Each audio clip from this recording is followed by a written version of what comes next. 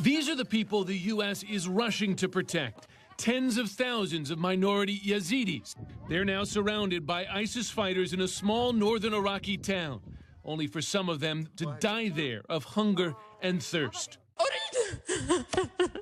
Pleading for their lives inside the Iraqi parliament, a Yazidi lawmaker collapsed with emotion. Over 500 men have been slaughtered. Mr. Speaker, our women are being killed or sold as slaves. There is a collective attempt to exterminate the Yazidi people.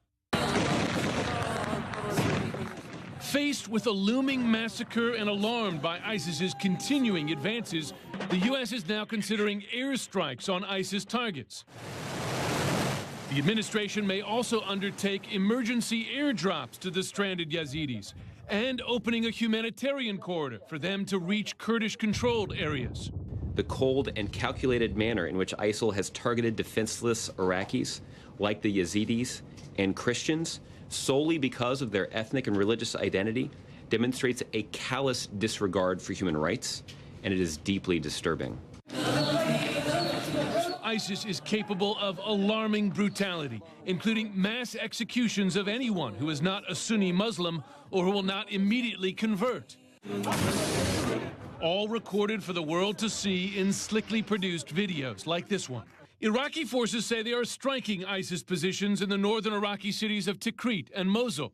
However, ISIS is making further gains, today reclaiming the crucial Mosul Dam, which supplies electricity to what has now become the capital of a self-declared Islamic caliphate in Iraq. ISIS is also targeting Christians, attacking 3 more villages around Nineveh province, forcing hundreds of Christian families to flee for their lives. A senior intelligence official tells CNN that ISIS is now, quote, well-positioned to keep the territory it has captured.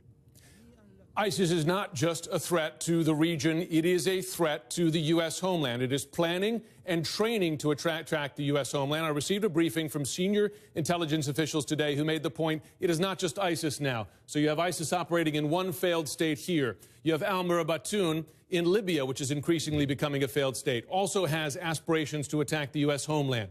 Al-Qaeda in the Arabian Peninsula, in Yemen, which is virtually a failed state in many areas, has carried out 3 attempted attacks on the U.S. already and continues to have that aspiration. Somalia, of course, al-Shabaab, it's carried out attacks in Africa, and it is concerned of planning attacks on the U.S. And this is happening as U.S. intelligence capabilities are shrinking. 1, there is less human intelligence on the ground. 2, these terrorist groups have changed the way they communicate following the Snowden revelations, not using cell phones or emails anymore.